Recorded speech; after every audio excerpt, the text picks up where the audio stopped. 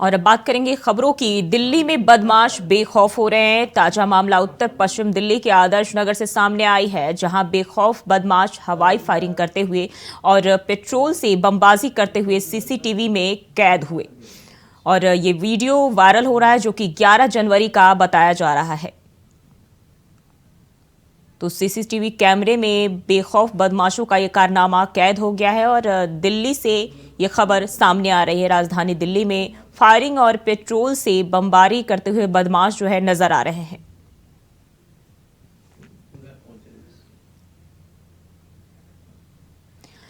और इसी खबर पर ज्यादा जानकारी के साथ अजित दिल्ली से हमारे साथ जुड़ गए हैं। अजित, क्या है पूरा मामला? और देखिए, जो बताना चाहूंगा, ये बीते 11 जनवरी का मामला है। देर रात का मामला है।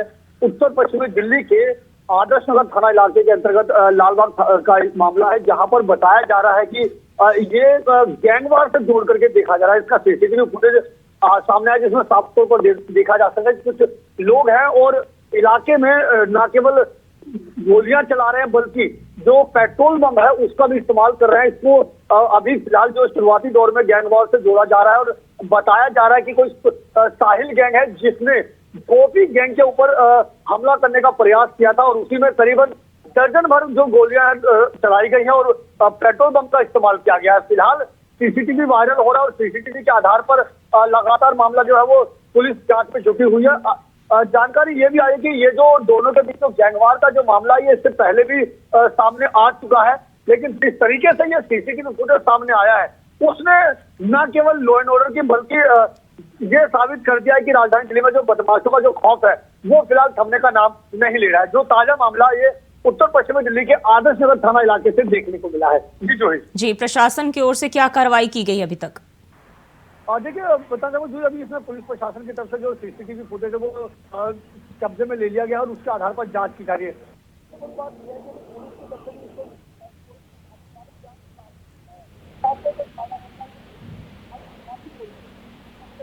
जी अजित, आपकी आवाज नहीं आ रही है, दोबारा जोड़ने की कोशिश करेंगे। तो दिल्ली के आदर्श नगर से ये वारदात सामने आई है, जहां बेखौफ बदमाशों का आतंक देखने को मिल रहा है।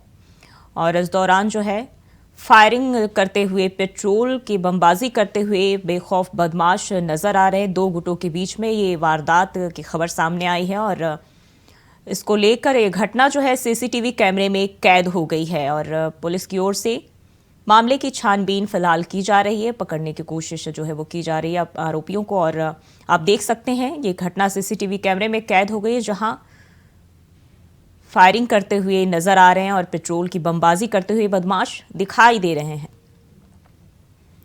तो मामला दिल्ली के आदर्श नगर का है, जो कि सीसीटीवी कैमरे में ये पूरी वारदात कैद हो गई है। तो तस्वीरें हम आपको राजधानी दिल्ली से दिखा रहे हैं, जहां दिल्ली के आदर्श नगर में फायरिंग और पेट्रोल से बमबाजी करने का मामला सामने आया है। और ये दो गुटों के बीच में जो है विवाद है, जिसके चलते ये कारनामा सामने आया है। और फिलहाल जो है पुलिस मामले की जांच कर रही है।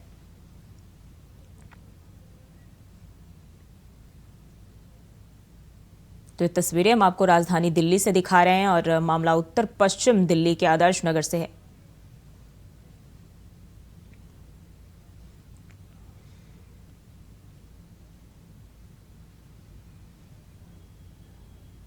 और बढ़ते हैं आगे। बंगाल में पालघर जैसी घटना सामने आ रही है। गुरुवार शाम को यहां भारी भीड़ ने यूपी के 3 साधुओं को बच्चा चोर समझकर बेरहमी से पीटा। यह मामला पुरुलिया जिले का बताया जा रहा है। सोशल मीडिया पर इसका 30 सेकंड का वीडियो भी वायरल हो रहा है। वीडियो वायरल होने के बाद बीजेपी ने पश्चिम बंगाल की ममता सरकार पर हमला बोला है। पार्टी के IT सेल प्रमुख अमित मालवीय ने वीडियो को शेयर करते हुए लिखा कि ममता बनर्जी की चुप्पी पर शर्म आनी चाहिए। क्या ये हिंदू साधु आपकी मान्यता के योग्य नहीं है? यह अत्याचार जवाबदेही की मांग करता है। तो तस्वीरें पश्चिम बंगाल के पुरुलिया से बिल्कुल चौंका देने वाली घटना है, जो कि मकर संक्रांति के लिए गंगा सागर जा रहे साधुओं को सत्तारूढ़ यानी TMC की ओर से जो अपराधियों ने जो है TMC से जुड़े अपराधियों ने निर्वस्त्र करके साधुओं को पीटा है।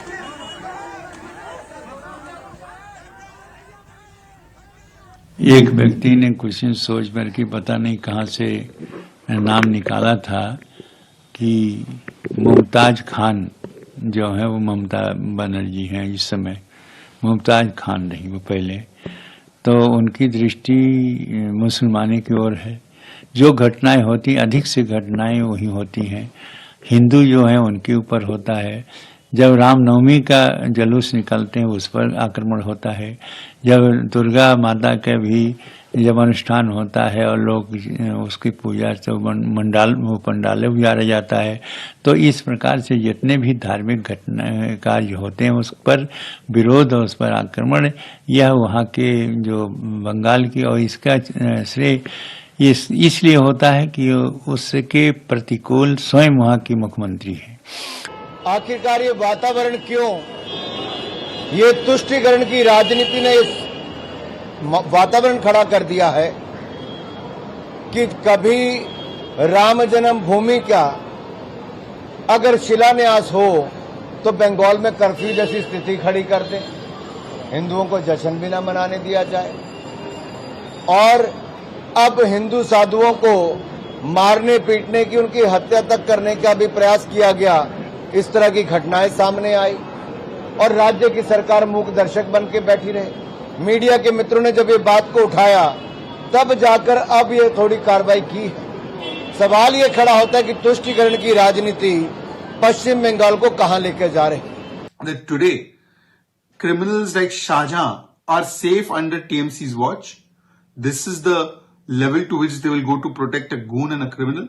But the political institutionalization of violence is such that even sadhu sants get lynched in broad daylight in the public. और वहीं दिल्ली में प्रखर राष्ट्रवादी संत स्वामी आनंद जी महाराज से राम मंदिर प्राण प्रतिष्ठा पर इंडिया वॉइस संवाददाता सादिक ने सुपर एक्सक्लूसिव बातचीत के इस दौरान क्या कुछ कहा आनंद जी महाराज ने, आइए आपको सुनाते हैं। 2024 को अयोध्या में प्रभु श्री राम मंदिर का भव्य उद्घाटन होने जा रहा है। आज इसी पर बातचीत के लिए हमारे साथ मौजूद हैं प्रखर राष्ट्रवादी स्वामी आनंद जी महाराज जी। महाराज जी, 22 जनवरी को रामलला विराजेंगे, कितना उत्साहित हैं आप? जय श्री राम। मैं नहीं, मुझे लगता है पूरे विश्व के कोने कोने से, सिर्फ हिंदू नहीं, सब धर्मों का अनुयायी जो भगवान श्री राम को अपना पूर्वज मानते हैं वो सब आने के लिए तैयार हैं। और ये जो मंदिर की बात है, ये कोई साधारण मंदिर नहीं है। 500 वर्ष संघर्षों के बाद ऐसा पहली बार शुभ मौका आ रहा है जहाँ पूरे विश्व भर के हिंदू इकट्ठा होने जा रहे हैं। और सिर्फ 22 तारीख नहीं, 22 तारीख को तो उद्घाटन है, उसके बाद लगातार मर्यादा पुरुषोत्तम भगवान श्री राम के लोग जानने वाले, जो नहीं जानते हैं, जिनको उनके हिसाब से नहीं आना चाहिए, वो सभी लोग राम मंदिर पे अयोध्या में आ रहे हैं। और 23 तारीख से लगातार वहाँ पर कम से कम 10 से 12 लाख लोग संख्या में आएंगे और भगवान श्री राम का दर्शन करेंगे। इससे श्री राम पुरुषोत्तम भगवान राम को लोग इसलिए नहीं आना चाहते हैं, मेरे संघर्ष, हिंदुओं का जो संघर्ष रहा 500 वर्ष, उसके कारण वहाँ लोग आकर के दिखना चाहते हैं कि हिंदू कितना उत्साहित है। और आने के बाद आप देखेंगे कण कण में भगवान श्री राम का वास होगा और पूरी दुनिया भर के लोग और पूरे विश्व में लोग दीपक जलाने जा रहे हैं। सिर्फ भारतवर्ष नहीं, अमेरिका में, कंबोडिया में, इंडोनेशिया में, मलेशिया में, पाकिस्तान में भी बहुत सारे ऐसे लोग हैं जो मुस्लिम होने के बावजूद भी वो सब लोग दीपक जलाने जा रहे हैं। भगवान श्री राम की ये शक्ति है कि पूरी दुनिया उनके पीछे आने वाली है। जय श्री राम। गुरु जी, जिस तरह से पूरी तरह से लोगों में एक अलग ही उत्साह है, तो वहीं दूसरी ओर राजनीतिक पार्टियों की बात की जाए तो कांग्रेस को न्योता मिला राम मंदिर के लिए, लेकिन उन्होंने पूरा न्योता ठुकराते हुए इसे आरएसएस का इवेंट बता दिया। जो कांग्रेस पार्टी है इसको लोग गलत कहते हैं, कांग्रेस पार्टी नहीं है, ये मुस्लिम लीग है। इसका शुरू से देख लीजिए, जब से कांग्रेस पार्टी बनी है 1858, जब से पार्टी बनी तब से आज तक कभी ये एक भी कांग्रेस के नेता हिंदू के पक्ष में नहीं रहा, मंदिर के पक्ष में नहीं रहा। इसलिए राहुल गांधी, सोनिया गांधी, ये लोग कौन सा मुंह लेके जाएंगे? जो ये कह रहा है पार्लियामेंट में, जो कोर्ट में एफिडेविट पेश कर रहा है कि भगवान श्री राम का कोई अस्तित्व नहीं है, वो कौन सा मुंह से जाएंगे? ये नहीं है। हमारे भारतवर्ष के 4 शंकराचार्य में 2 शंकराचार्य भी जो हैं वो कांग्रेसी हैं। स्वामी स्वरूपानंद जी उनका शरीर छोड़ दिया। उनका एक चेला है, 420 है, उसका नाम है अब मुक्तेश्वरानंद, उसको शंकराचार्य कोई बनाया नहीं, और जबरदस्ती कह रहा 4 शंकराचार्य नहीं आएंगे। निश्चलानंद पुरी वाले वो भी कांग्रेसी हैं, कांग्रेस के लिए काम करते हैं। और वही जो है भगवान मुक्तेश्वरानंद जो हैं, ये 4 शंकराचार्य, 2 शंकराचार्य वहाँ पहुँच गए हैं। अब पूरे देश के साधु संत पहुँच रहे हैं ऐसा। और जो डिफरेंट पार्टियां हैं, अब मुलायम सिंह को लोग कैसे जाएंगे? मुलायम सिंह ने राम भक्तों को गोली चलवाया है। कम्युनिस्ट वाले भगवान को मानते नहीं है, सीपीएम सीपीआई मानता नहीं है। और ये वोट बैंक के लिए नहीं आ रहे हैं। कांग्रेस जो नहीं आ रही है सिर्फ इसलिए कि मुसलमान को वोट कहीं खिसक न जाए, इसीलिए अखिलेश भी नहीं आ रहे हैं, इसीलिए ममता भी नहीं आ रही, इसीलिए नीतीश नहीं आ रहे हैं। ये लोग खुद राजनीति बना दिए हैं और इन लोगों का अस्तित्व 2024 में खत्म हो जाएगा, ऐसा मेरा विश्वास है। महाराज जी, समाजवादी पार्टी के नेता हैं स्वामी प्रसाद मौर्य, उन्होंने साफ तौर पर जो उस दौरान कार सेवकों पर गोलियां चलाई गई थी उसे जायज ठहराया है। स्वामी प्रसाद मौर्य के बारे में इतने कह सकता हूँ, वो पागल हो गया है, उसका दिमाग ठीक नहीं है। उसके पिताजी भगवान राम के भक्त थे और बेटा इस तरह से बात करता है, जायज की गोली चलाना। मैं राम प्रसाद मौर्य को, स्वामी प्रसाद मौर्य को मैं चैलेंज देता हूं कि तुम आ जाओ राम मंदिर पर, तुम क्यों नहीं आ रहे हो? अगर जायज किया है, गोली चलवा दिया है, तो मुलायम सिंह नहीं आए, तुम क्यों नहीं आ रहे हो? तुम आओ, तुम आके दिखाओ भगवान राम के भक्त हो, तुम्हारे बाप दादाओं ने राम की पूजा की है, तो तुम कहाँ से हो राम भगवान के विरोधी हो गए? और उन्होंने जितना जो भी बोला है आज तक सब झूठ और 420 काम करता है। वो अपनी जगह बनाना चाहता पार्टियों में, इसीलिए भगवान राम का विरोध करता है। जिस तरह से 22 जनवरी को प्राण प्रतिष्ठा के बाद आपका भी कोई एक बड़ा आयोजन होने जा रहा है, आप भी पूरे देश में आप एक सम्मेलन करने जा रहे हैं, क्या पूरा वो सम्मेलन? 22 जनवरी के बाद मैंने ऐसा सोचा है कि मेरा हिंदुओं का पड़ाव जो है सिर्फ राम मंदिर नहीं है। इसके बाद सनातन मैं एक यात्रा पूरे देश में निकालने जा रहा हूं, जो 22 तारीख शुरू होगी और ये 6 महीने तक चलेगी। इस यात्रा के लिए पूरे देश में लोगों को फिर से जागृत कैसे किया जाए, और बहुत सारे काम हैं। जैसे हमारे 5 लाख मंदिरों को सरकार ने अधिग्रहण कर लिया है, उसको छुड़वाने काम है देश में। और हमारे मोदी जी के बताए हुए रास्ते पर चलने के लिए, मोदी जी कोई जातवादी नेता नहीं है। वो चाहे मुसलमान हो, चाहे क्रिश्चियन हो, चाहे पारसी हो, चाहे ईसाई हो, चाहे जैन हो, बौद्ध हो, हिंदू हो, सबको एक नज़र देखते हैं। इसलिए मोदी जी फिर से दोबारा 2024 प्रधानमंत्री बनेंगे और देश की जनता को जगाने का मेरा कार्यक्रम चलेगा इस 6 महीने तक, और उसमें हम आप सबको निमंत्रण आवंटित करेंगे। धन्यवाद। तो ये थे हमारे साथ आनंद जी महाराज, जिन्होंने बड़ी ही बेबाकी से हमसे बातचीत की है। वीडियो जर्नलिस्ट आशु के साथ सादिक खान, इंडिया वॉइस, दिल्ली। तो अभी आप संत आनंद जी महाराज को सुन रहे थे और बात करेंगे अगली खबर की। दिल्ली शराब कांड में मुख्यमंत्री अरविंद केजरीवाल की मुसीबतें कम नहीं हो रही है। दिल्ली के मुख्यमंत्री अरविंद केजरीवाल को ईडी ने एक बार फिर से समन भेजा है और 18 जनवरी को पूछताछ में शामिल होने के लिए बुलाया गया है। तो अरविंद केजरीवाल को ये 4था समन मिला है। इससे पहले अरविंद केजरीवाल को 3 समन जारी किए जा चुके हैं और एक बार फिर एजेंसी के सामने जो है वो पेश नहीं हुए। अरविंद केजरीवाल को तीसरा समन 3 जनवरी के लिए भेजा गया था। ईडी ने नोटिस जारी कर पूछताछ में शामिल होने के लिए कहा था, मगर केजरीवाल ने इस बार भी इग्नोर कर दिया।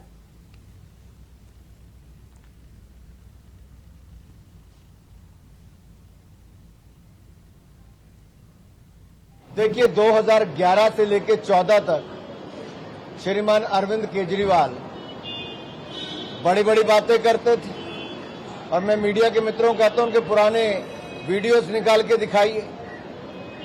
जो कांग्रेस के भ्रष्टाचार के खिलाफ उस समय अपनी आवाज उठाने की बात करते थे, आज वो भ्रष्टाचार के दलदल में डूबे हुए हैं।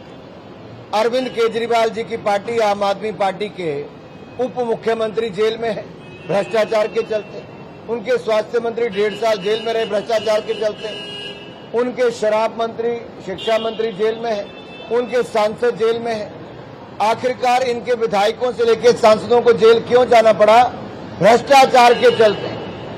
और अराजकता फैलाने का काम, भ्रष्टाचार को बढ़ाने का काम अरविंद केजरीवाल जी और इनके राजनीतिक दल ने किया है। और जब जांच होती है तो जांच से भागने का काम करते हैं। Mr. Arvind Kejriwal has been issued the summons for the 4th time as per the media reports.